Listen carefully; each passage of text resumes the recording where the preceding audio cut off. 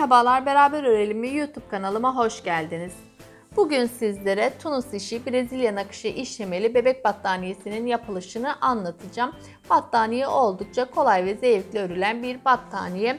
Battaniyem için ben 250 metre uzunluğunda sarı renk ip kullandım. 9 yumak ip kullandım battaniyemde. Battaniyemi ben 3 milim tığ şişle beraber ördüm. Sizler isterseniz eliniz sıkıysa 3,5 milim tığ şişle beraber battaniyeyi örebilirsiniz. Battaniyeyi şeritler halinde ördüm.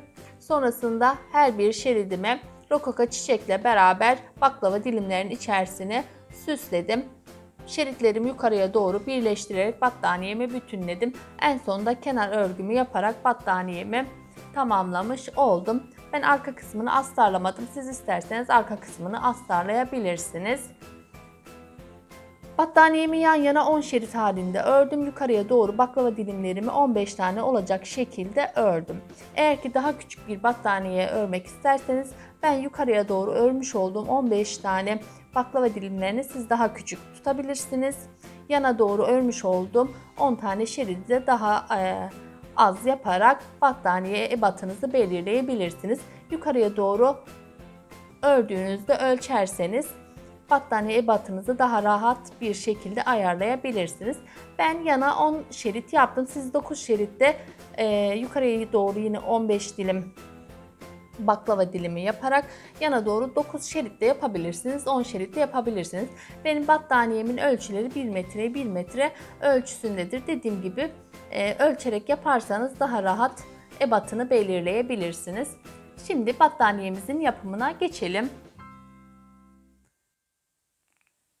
Battaniyemi yapmaya başlıyorum. Onun için 100 gram 250 metre uzunluğunda ip kullanacağım. Sizler istediğiniz renkte ipinizi kullanabilirsiniz. Ben sarı renkle beraber battaniyemi öreceğim. Bunun için 3 milim tığ şişe ihtiyacımız var. Ben 3 milim tığ şişle beraber öreceğim. Eğer ki eliniz çok sıkı ise 3,5 milim tığ şişle beraber battaniyeyi örebilirsiniz. Şimdi battaniyemizi 10 şeritten oluşturuyoruz. İlk şeridi için ipimi aldım. İlmek atmaya başlayacağım. Bunun için 24 adet ilmek atacağım. Bir tane başlangıç zinciri attım. Şimdi 24 tane zincirimi çekiyorum. 1, 2, 3, 4, 5. Zincirlerimi ne çok sıkı ne çok bol çekiyorum. Ortallı olarak çekiyorum. Çünkü sonrasında her birinin içerisinden ilmek çıkartacak olduğum için ortallı olarak zincirlerimi çekiyorum. 6, 7, 8, 9, 10, 11, 12, 13, 14, 15, 16, 17, 18, 19, 20, 21, 22, 23, 24 adet zincirimi çektim. Şimdi her bir zincirin içerisinden ilmek çıkartacağım. İlk zincirin içerisine batıyorum. İp alıp geri geliyorum. Burada ilmek çıkartmış oldum. Yine sonraki zincirin içerisine batıyorum. Yine ilmek alıp geri çıkıyorum. 3 tane ilmeğim etti. Her bir zincirin içerisinden ilmek çıkartarak sıra sonuna kadar ilerliyorum. 24 adet ilmeğim olacak.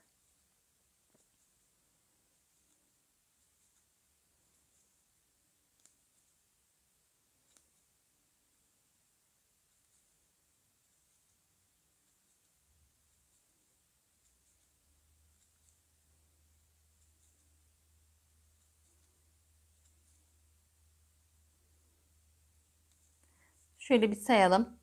2, 2, 4, 6, 8, 10, 12, 14, 16, 18, 20, 22, 24 adet ilmeğim oldu.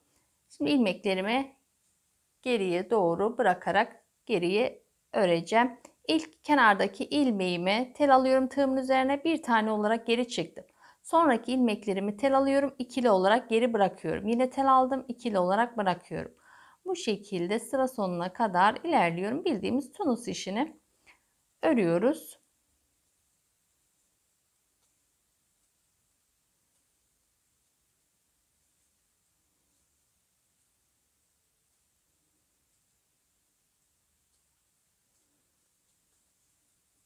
Şimdi ikinci sıramızdayız. Yine aynı işlemi yapacağız.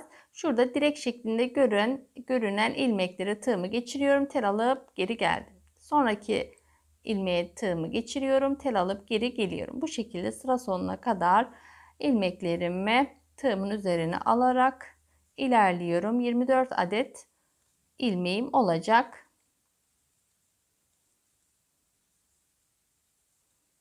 Bu işlemi çok sıkı olarak yapmıyoruz.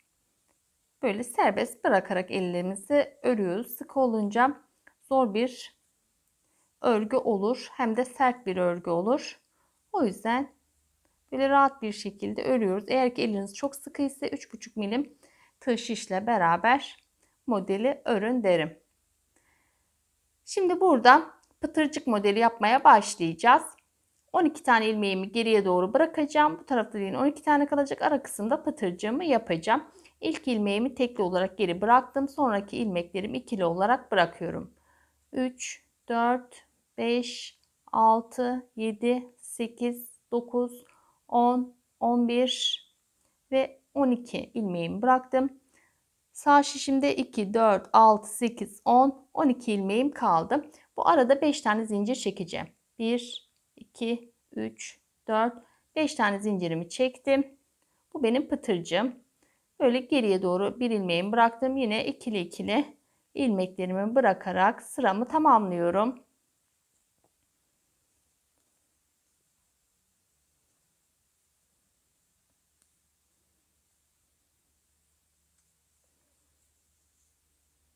Sıramı tamamladım. Yine şuradaki direklerden ilmekler çıkartarak sıramı ilerletiyorum.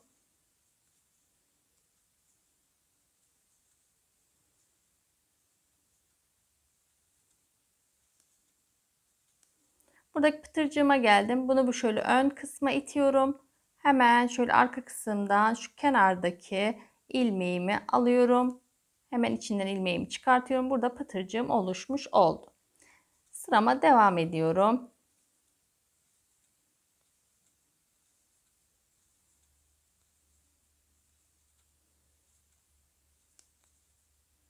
Kenardaki ilmeğimi şu şekilde ikili olarak alıyorum ve ilmeğimi çıkarttım.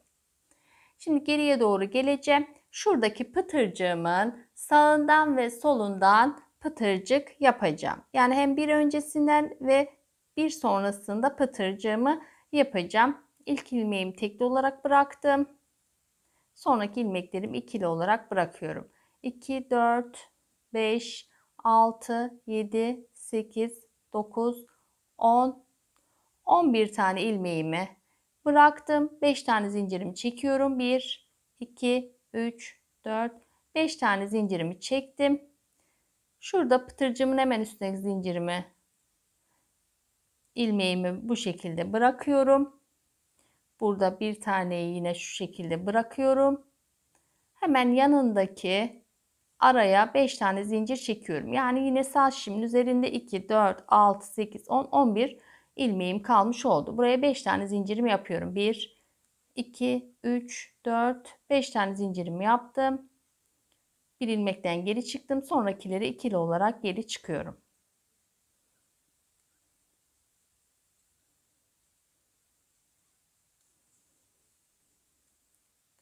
Şimdi ilmek toplayarak ileriye doğru sıramı örüyorum.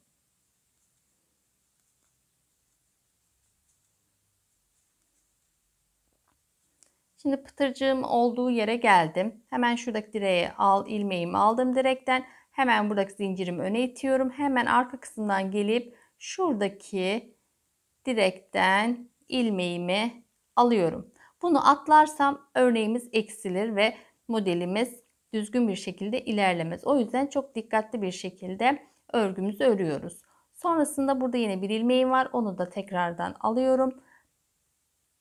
Zincirimi öne itiyorum. Hemen şuradaki ilmeğimden ilmek çıkartıyorum ve sırama devam ediyorum.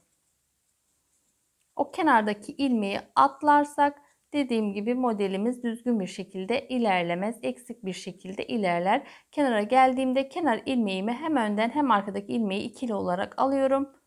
Bu şekilde ilmek çıkartıyorum. Burada 3 tane pıtırcığımız oluşmuş oldu. Bu şekilde bunu hem sağ yöne doğru hem sol yöne doğru bu şekilde genişleterek modelimizi öreceğiz. İlk ilmeğimi tekli olarak geri çıktım. Sonraki ilmeklerimi ikili olarak geri çıkıyorum. 3 ilmeğim 4, 5, 6, 7, 8, 9 ve 10 ilmeğimi geri bıraktım. Hemen burada 5 tane zincirimi çekiyorum. 1, 2, 3, 4, 5 tane zincirimi çektim. Bir ilmeğimi bırakıyorum. Sonrasında tekrardan bırakıyorum. Tekrardan bırakıyorum. Pıtırcığımın olduğu yere geldim. Pıtırcığımın hemen üstündeki ilmeği yine bırakıyorum. Bu kısımda 2, 4, 6, 8, 10 ilmeğim kaldı. Hemen bu araya 5 tane zincir çekiyorum. 1, 2, 3, 4, 5 tane zincirimi çektim. İlmeğimi bıraktım. Tekrar ilmeklerimi bırakarak sıramı tamamlıyorum.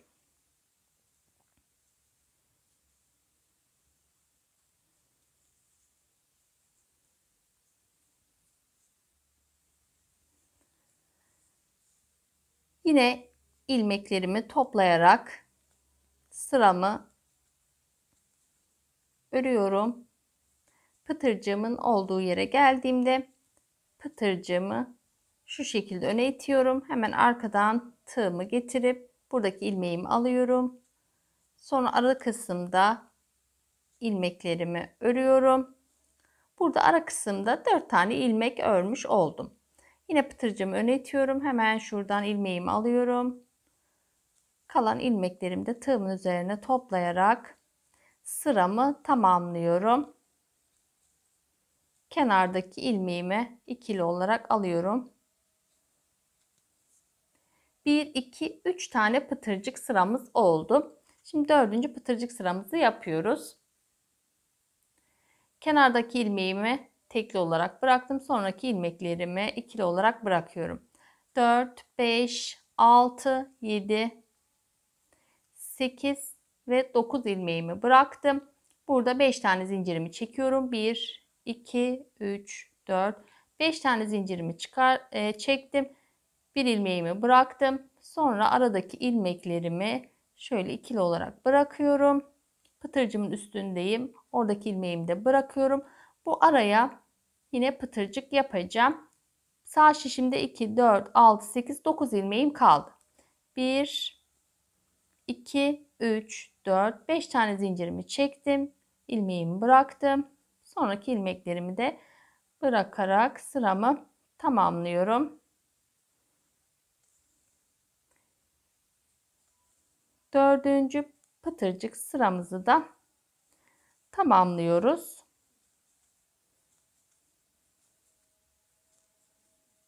Pıtırcığımı öne itiyorum. Hemen kenardaki ilmeğimden ilmek çıkartıyorum. Ara kısımda 1, 2, 3, 4, 5, 6 tane ilmeğim oldu. Pıtırcığımı öne itiyorum. Hemen kenardaki ilmekten ilmek çıkartıyorum. Sıramı bu şekilde örüyorum.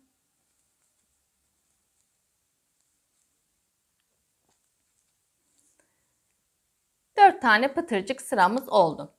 Bu şekilde bu pıtırcıklarımız yukarıya doğru 7 tane olana kadar yine burada mesela 9 ilmek bırakarak pıtırcığımızı yapmıştık. Şimdiki sıramızda 8 tane, sonrasında 7 tane, sonrasında 6 tane.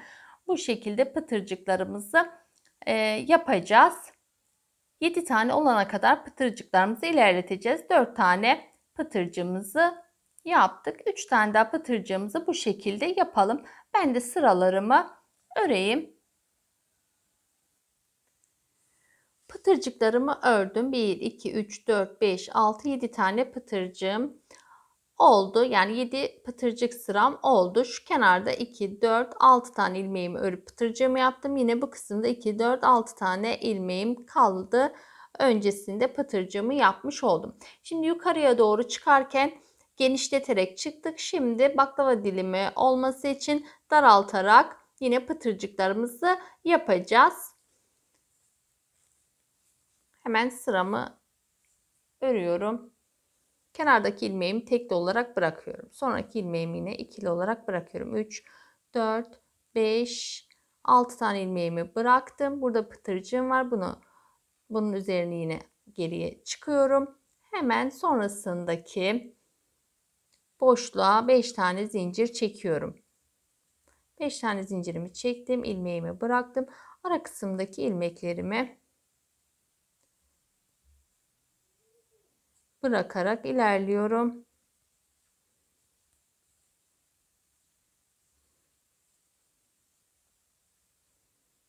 Diğer pıtırcığımın olduğu yere geldim. Şu arada pıtırcığımı yapmışım. Hemen öncesinde pıtırcığımı yapıyorum. 1, 2, 3, 4, 5 tane zincirimi çektim. İlmeğimi bıraktım. Sonraki ilmeklerimi geriye doğru bırakarak sıramı tamamladım. Burada da yine 2, 4, 6, 7 ilmeğim oldu. Sıramı şimdi ilmek toplayarak ilerletiyorum.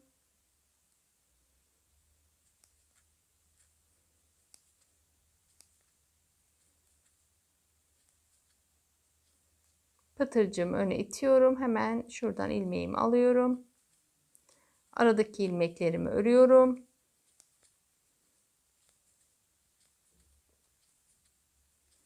Yine pıtırcığımı öne ettim. Hemen şu kenardaki ilmeğimi aldım.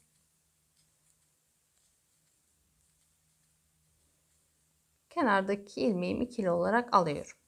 Bu şekilde daraltmaya başladık. Kenar ilmeğimi tekli olarak bıraktım. Sonraki ilmeklerimi ikili olarak bırakıyorum. 3, 4, 5, 6, 7 ve 8 ilmeğimi bıraktım. Hemen şuraya 1, 2, 3, 4, 5 tane zincir çektim. Hemen ilmeklerimi bırakarak diğer pıtırcığımı yapacak olduğum yere geldim. Şurada pıtırcığımı yapmışım. Hemen öncesinde pıtırcığımı yapmak için 5 tane zincirimi çekiyorum. 3, 4, 5 tane zincirimi çektim. Kalan ilmeklerimi geriye doğru çıkıyorum. Bu şekilde de daraltarak sıralarımızı tamamlayacağız. Yani şöyle bir tane pıtırcık yapana kadar sıralarımızı daraltarak ilerleyelim. Ben de sıralarımı öreyim. Sıralarımı tamamladım. Bu şekilde baklava dilimim oluştu.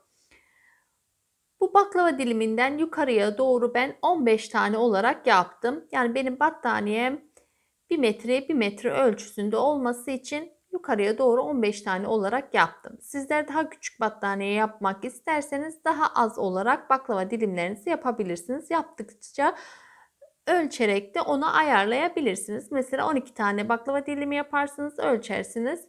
O ölçüye göre de battaniyenizi yapabilirsiniz. Ben 15 tane olarak yaptım. Dediğim gibi 1 metreye 1 metre bir bebek battaniyesi için 15 baklava dilimi ördüm. Yani öreceğim. Şimdi ikinci baklava dilimine geçişi de sizlere göstereyim. Kenardaki ilmeğimi tekli aldım. Sonraki ilmeklerimi geriye doğru bırakarak sıramı ilerletiyorum. En son burada tekli bir tane pıtırcık yapmıştım. Hemen bu tekli pıtırcığımın sağından ve solundan pıtırcık yapacağım. Yani şu kenarda 2, 4, 6, 8, 10, 11 tane ilmeğimi bıraktım. Buraya 5 tane zincirimi çekiyorum. 1, 2, 3, 4, 5 tane zincirimi çektim. Bir ilmeğimi bırakıyorum. Pıtırcığımın hemen üstündeki yine ilmeğimi bıraktım. Buraya yine pıtırcık yapacağım. Sağ şimdi 2, 4, 6, 8, 10, 12 ilmeğim var. Tekrardan sayalım. 2, 4, 2, 4, 6, 8, 10, 11 ilmeğim var. Pardon. Şuradaki ilmeğimi de saydım. Şurada 11 ilmeğim var. Hemen yine buraya 1, 2, 3, 4, 5 tane zincirimi çektim. Yine ilmeklerimi bırakarak sıramı geriye doğru ilerletiyorum.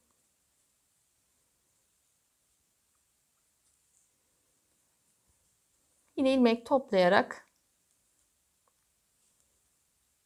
sıra sonuna kadar örüyorum.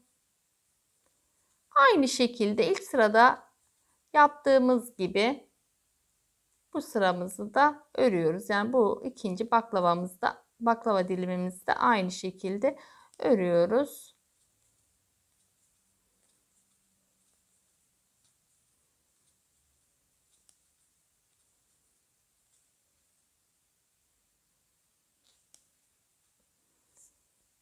İki tane pıtırcığım burada oluşmuş oldu. Yine burada hem sağına hem soluna pıtırcık yapacağım. 7 tane olana kadar, yani bu birinci, şurada tekli olanı birinci olarak sayacağım. Sonrasındaki 1, 2, 3, 4, 5, 6, 7 diye pıtırcığımı yapacağım. Sonrasında daraltacağım. Bu şekilde sıralarımı ilerleteceğim. Dediğim gibi ben 15 tane baklava dilimi olana kadar sıralarımı öreceğim. Şimdi sıralarımı bu şekilde tamamlayayım. Baklava dilimlerim 15 tane olana kadar sıralarımı ördüm.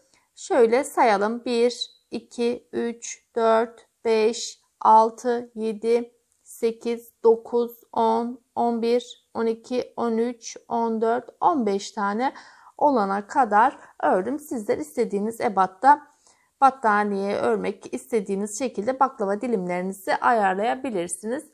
Şimdi son baklava dilimimi yaptım. Buradaki pıtırcığımı toplamak için bir sıra ördüm. Şimdi şeridimin kesimini yapacağım. Bir tane şeridimizi tamamlamış olacağız. Hemen şuradaki ilmeğimi alıyorum. Tel alıyorum. Hemen geri çıkıyorum. Sonrasında yine ilmeğimi alıyorum. Tel alıyorum. Geri çıkıyorum. İlmeğimi alıyorum. Tel aldım. İlmekten çıktım. Kendinden geri çıktım. İlmeği aldım. Tel alıp geri çıktım. Kendinden geri çıktım. Bu şekilde buradaki kesimimi yapıyorum. Böylelikle bir tane şeridimizi tamamlamış olduk. Yan yana ben 10 tane şerit yapacağım.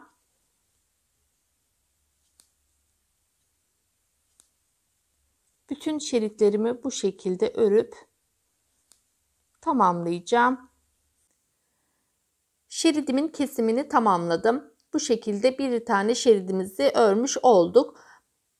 Bunun gibi 10 tane şerit yapacağız. Yani bu birinci şeritimiz, 9 tane daha şerit öreceğiz. Sonrasında şu baklava dilimlerinin ortasına Brezilya nakışından rokoko çiçek yapacağım. Onu bir sonraki videoda sizlere anlatacağım. Şimdi bu şekilde şeritlerimizi tamamlayalım. Çiçeğim de bu şekilde. Şu şekilde çiçeklerimizi orta kısmına işleyeceğiz. Bu çiçek yapımını sizlere bir sonraki videomda anlatacağım. Şimdi şeritlerimizi tamamlayalım. Bir sonraki videomda sizlere çiçeğin yapılışını anlatacağım. Yapan arkadaşlara kolay gelsin diyorum. Kendinize iyi bakın. Sağlıkla kalın. Hoşça kalın.